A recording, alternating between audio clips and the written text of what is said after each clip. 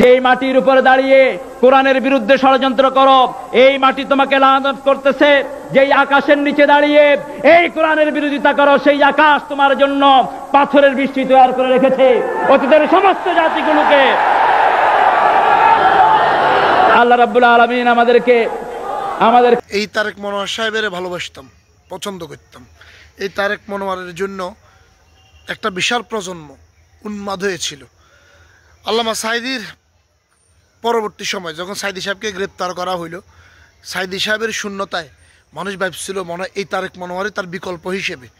কেউ কারো অল্টারনেটিভ হয়ে আসে, একদম তার মতো হয় না।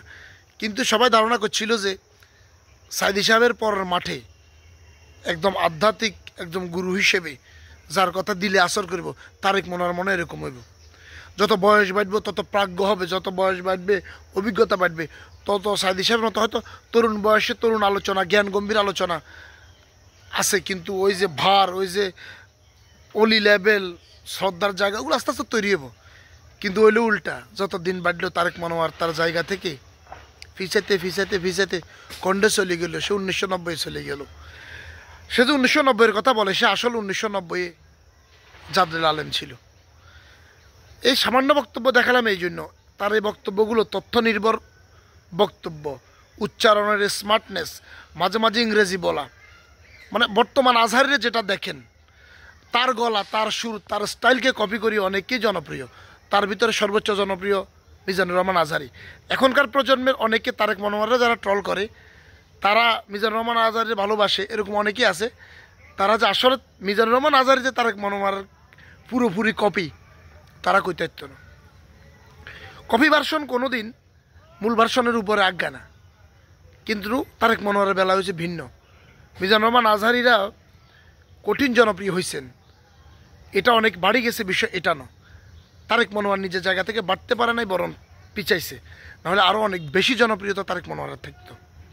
এই লোকটা এখনও বুঝেন না। এই লোকটা দিনকে দিন নিজে বড় করার চেষ্টা তাকে প্রতিনিয়ত ছোট করছে। আমি যখন এগুলা লই মাঝে মাঝে বলি, অনেকে দুঃখ পান। দুঃখ আপনার তো আমি বেশি পাই, কারণ এই তারেক মনোয়ার সাহেবের এত বেশি আমরা পছন্দ করতাম।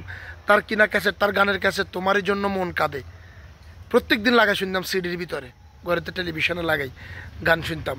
তার একটা ক্যাসেট ছিল সাতক্ষীরা তুফান কোম্পানি নামক একটা কোম্পানির একটা ওয়াজে তিনি 2006 সালের বক্তব্য, কি দুর্দান্ত বক্তব্য নাই ছিল, প্রতিদিন শুনতাম, প্রায় শুনতাম।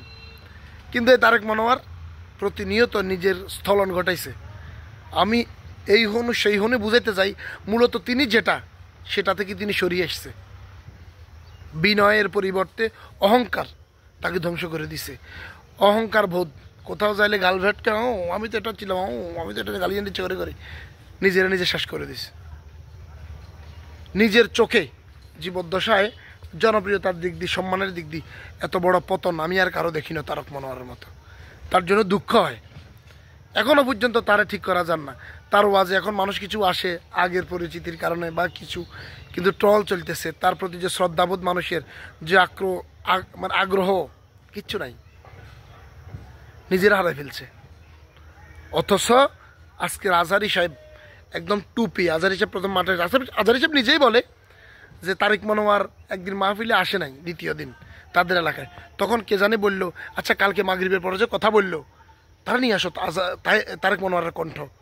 কেউ বুঝতো না, লাগাই দিল। তারেক মনোয়ার পুরোপুরি কপি করি। আমরা যখন 2014 সালে মাহফিল করুম, একজন আমার চাচাতো ভাই নাহিদ আজহারি সাহেবের ভিডিও পাঠাইলো, কয় দেখ হুজুর গিয়া আছে অনেকটা তারেক মনোয়ার মতো আন। শুরু হলে আমরা তারেক মনোয়ার আনার, এই আজহারি সাহেবের আনার প্ল্যান। তারপর থেকে তো ঘটনা বিগ্রহে আমাদের সভাপতি মারা গেল, আমাদের অনেক কাহিনীর পর আর আনা হইল না, বা এখন তো তাকে ছোঁয়াও মুশকিল। কিন্তু তারেক মনোয়ারের মতো বলে আমরা আজহারি সাহেব জানতে চাইছিলাম, আর সে তারেক মনোয়ার নিজে কি করলো জানি না। সে ঠিক হওয়ার না, বারবার কজে আমি এগুলা ছাড়ে দিয়েছি, কিন্তু তার ভিতরে মানে তার কলব নষ্ট হয়ে গেছে। আমি এগুলা করতে করতে সে ধ্বংস হয়ে গেছে। তার থেকে আশাও করি না সে ঠিক হইব, আমার মনে হয় না সে ঠিক হইব। তারপর দোয়া করি আল্লাহ তারে ঠিক করে দাও,